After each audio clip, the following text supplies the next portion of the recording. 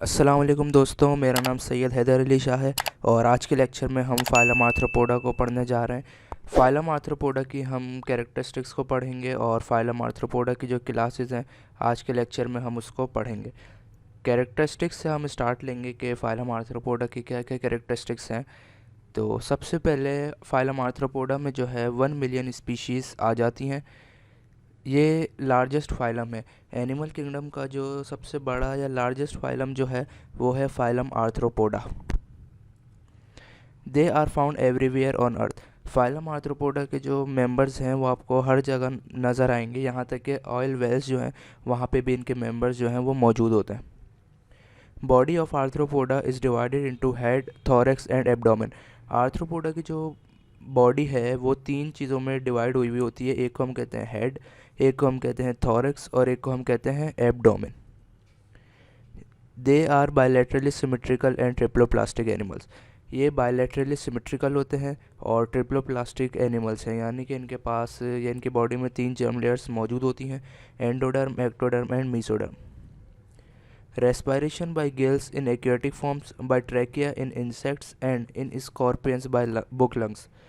Phylum arthropoda के जो members हैं वो जो रेस्पायरेशन करते हैं वो डिफरेंट तरीके से करते हैं। अब जैसे एक्वेटिक फॉर्म्स में, यानी कि जो पानी में, वो जानवर जो पानी में रह रहे हैं वो रेस्पायरेशन करेंगे with the help of gills के ज़रिए रेस्पायरेशन करेंगे। इंसेक्ट्स जो हैं वो ट्रैकिया की मदद से करेंगे रेस्पायरेशन, और जो जबकि स्कॉर्पियंस जो हैं वो रेस्पायरेशन जिसकी वजह से करेंगे वो कहलाते हैं बुक लंग्स। तो ये तीनों डिफरेंट स्पीशीज़ हैं वो डिफरेंट तरीके से रेस्पायरेशन कर रही हैं। Alimentary canal is well developed. इनका एलिमेंट्री कैनाल जो होता है वो बहुत ज़्यादा डेवलप्ड या एडवांस होता है। Nervous system is developed and of annelidan type. इसका जो नर्वस सिस्टम होता है वो भी डेवलप होता है और इसका जो नर्वस सिस्टम होता है वो एनेलिडन टाइप का होता है, यानी कि एनेलिडा का नर्वस सिस्टम और जो फाइलम आर्थ्रोपोडा का नर्वस सिस्टम है वो तकरीबन सेम होता है। Sexes are usually separate and metamorphosis is common. इनके सेक्सेस जो हैं वो सेपरेट होते हैं और इनका जो एक प्रोसेस होता है या एक फिनोमेना होता है जिसे हम कहते हैं मेटामॉर्फोसिस, वो अभी हम पढ़ेंगे, वो इनमें कॉमन होता है। Metamorphosis has 2 types, complete Metamorphosis and incomplete Metamorphosis. सबसे पहले हमें मेटामॉर्फोसिस को समझना पड़ेगा कि मेटामॉर्फोसिस क्या होते हैं। तो मेटामॉर्फोसिस एक ऐसा फिनोमेना है या एक ऐसा प्रोसेस है जिसमें एक लार्वा जो है वह अपने आप को तब्दील करता है या ट्रांसफॉर्म करता है एक एडल्ट फॉर्म में। इस प्रोसेस को हम कहते हैं मेटामॉर्फोसिस, यानी कि एक लार्वा जो है वो अपने आप को ट्रांसफॉर्म कर लेता है एक एडल्ट फॉर्म में। तो ये फिनोमेना कहलाता है हमारे पास मेटामॉर्फोसिस। अब मेटामॉर्फोसिस की जो हैं वो 2 तरह की टाइप्स होती हैं। एक को हम कहते हैं कंप्लीट मेटामॉर्फोसिस और एक को हम कहते हैं इनकम्प्लीट मेटामॉर्फोसिस। कंप्लीट मेटामॉर्फोसिस हम जब कहेंगे जब एक एग है जब वो हैच आउट हो जाएगा और अपने आप को प्यूपा की कंडीशन में लाएगा। प्यूपा हम रेस्टिंग स्टेज को कहते हैं, सही है। एग से हैच आउट हुआ और प्यूपा में कन्वर्ट हुआ और प्यूपा से वो अपने आप को ट्रांसफॉर्म करेगा, कन्वर्ट करेगा एडल्ट के अंदर। तो ये पूरी एक कम्प्लीटली अपने आप को ट्रांसफॉर्म कर रहा है। तो ये प्रोसेस कहलाता है कंप्लीट मेटामॉर्फोसिस। जबकि इनकम्प्लीट मेटामॉर्फोसिस में क्या होता है कि एक इमेच्योर एडल्ट लाइक क्रिएचर होती है, सही है, इमेच्योर होता है जबकि वो दिखने में एडल्ट की तरह ही होता है, उसको हम कहते हैं निम्फ। जो कि फिर वो क्या करता है कि एग से जब वो आता है तो अपने आप को डायरेक्टली जो है एक एडल्ट में कन्वर्ट कर लेता है बगैर किसी, वो अपने आप को पहले प्यूपा में कन्वर्ट नहीं करता, डायरेक्ट जो है वो एडल्ट में कन्वर्ट हो जाता है या ट्रांसफॉर्म हो जाता है। तो ये था डिफरेंस कंप्लीट मेटामॉर्फोसिस में और इनकम्प्लीट मेटामॉर्फोसिस में। अब इनके पास कुछ एक्सोस्केलेटन, विंग्स और अपेंडेजेस होते हैं और इनके एडवांटेजेस भी होते हैं। तो क्या एडवांटेजेस होते हैं हम उनको पढ़ेंगे कि arthropoda have jointed appendages and hence named as arthropoda. Arthropoda जो होते हैं उनके पास जॉइंटेड अपेंडेजेस मौजूद होते हैं, इसी वजह से इनका नाम जो है वो आर्थ्रोपोडा रखा गया क्योंकि इनके पास जॉइंटेड अपेंडेजेस मौजूद होते हैं। अब अपेंडेजेस इनको किस काम में मदद देते हैं, तो वो इनको वॉकिंग में, स्विमिंग में और फूड को कैप्चर करने में जो अपेंडेजेस हैं वो हेल्प करते हैं। Process of changing over of exoskeleton is called moulting और एगडाइसिस। अब ये क्या करते हैं कि अपने एक्सोस्केलेटन जब इनका पुराना हो जाता है तो उसको चेंज करके एक न्यू एक्सोस्केलेटन बनाते हैं। वो प्रोसेस कहलाता है मोल्टिंग का, या उसी को हम दूसरा नाम देते हैं वो कहलाता है एगडाइसिस। इनके पास जो है विंग्स भी मौजूद होते हैं जो कि इन्वेजन में काम आते हैं, यानी कि एटमॉस्फेयर में उड़ने के काम आते हैं जो विंग्स होते हैं इनके। They cause disease very rapidly and are wide spread. ये असल में किसी और फाइलम का ये यहाँ पे आ गया है, ये इसका पॉइंट ये नहीं है। अब हम बात करेंगे क्लासेस ऑफ फाइलम आर्थ्रोपोडा के फाइलम आर्थ्रोपोडा की कौन कौन सी क्लासेस हैं। So there are 5 classes of phylum arthropoda. One by one हम इनको डिस्कस करेंगे। सबसे पहले जो हमारे पास क्लास है फाइलम आर्थ्रोपोडा की वो है क्लास मैरोस्टोमेटा।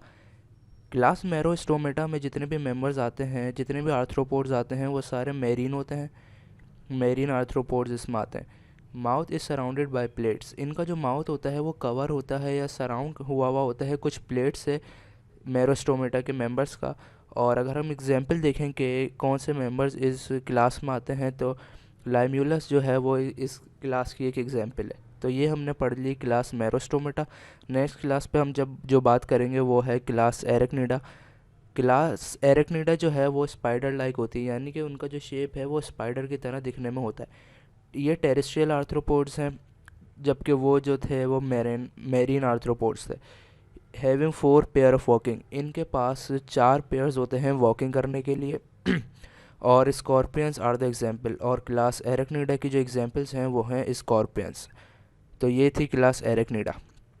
नेक्स्ट हम जो क्लास पे बात करेंगे वो है क्लास क्रस्टेशिया। क्लास क्रस्टेशिया में डिफरेंट प्रॉन्स आ गए, लॉबस्टर्स और क्रैब्स जो हैं वो इस क्लास के अंदर आ जाते हैं। They have 5 pairs of walking. इनके पास जो हैं वो 5 पेयर्स मौजूद होते हैं वॉकिंग के लिए। और सेक्युलिना जो है वो भी इसी की एक एग्जांपल है, जो कि पैरासाइट है, नुकसान पहुंचाती है। पैरासाइट हम उसको कहते हैं जो अपने होस्ट में रहती है, उससे फ़ायदा लेती है और फिर उसी को नुकसान पहुंचाती है। तो इसको हम कहते हैं पैरासाइट। क्लास क्रस्टेशिया के बाद हम पढ़ेंगे क्लास मायरियापोडा को। क्लास मायरियापोडा के जो मेंबर्स हैं वो भी टेरेस्ट्रियल आर्थ्रोपोड्स हैं।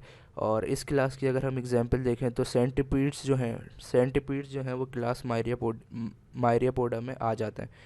लास्ट क्लास जो है हमारे पास क्लास इंसेक्टा। क्लास इंसेक्टा का हम दूसरा नाम भी देते हैं, वो है हेक्सापोडा। क्लास इंसेक्टा या हेक्सापोडा जो हैं उनके पास 6 लेग्स मौजूद होते हैं। 6 लेग्स उनके पास मौजूद होते हैं, इसीलिए हम इनको कहते हैं इंसेक्टा या फिर Hexapoda. Largest class of animal kingdom का सबसे बड़ा फाइलम आर्थ्रोपोडा है। और सबसे बड़ी क्लास भी फाइलम आर्थ्रोपोडा की क्लास इंसेक्टा या फिर क्लास हेक्सापोडा है, जो कि largest class of animal kingdom है।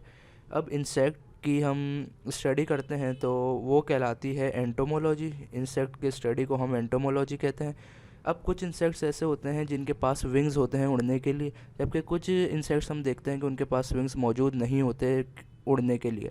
तो वो इंसेक्ट्स जिनके पास मौजूद होते हैं विंग्स, उनको हम कहते हैं टेरिगोटा। और वो इंसेक्ट्स जिनके पास विंग्स मौजूद नहीं होते उनको हम कहते हैं ए टेरिगोटा। तो ये थी क्लास इंसेक्टा या फिर क्लास हेक्सापोडा। अब इंसेक्ट्स जो हैं उनको ये कहा जाता है कि वो एक सक्सेसफुल ग्रुप है। अब इनको सक्सेसफुल क्यों कहा जाता है? क्योंकि इनके पास डेवलप ब्रेन मौजूद है, इनके पास जो सेंस ऑर्गन्स हैं वो बहुत ज़्यादा डेवलप होते हैं, और इनके पास बहुत से स्ट्रक्चर ऐसे हैं जो बहुत ज़्यादा डेवलप या एडवांस हैं। इनके पास विंग्स मौजूद होते हैं, जो एंटीड अपेंडेजेस मौजूद होते हैं, और सबसे ख़ास बात इनके पास एक्सोस्केलेटन मौजूद होता है जो कि इनको प्रोटेक्शन देता है।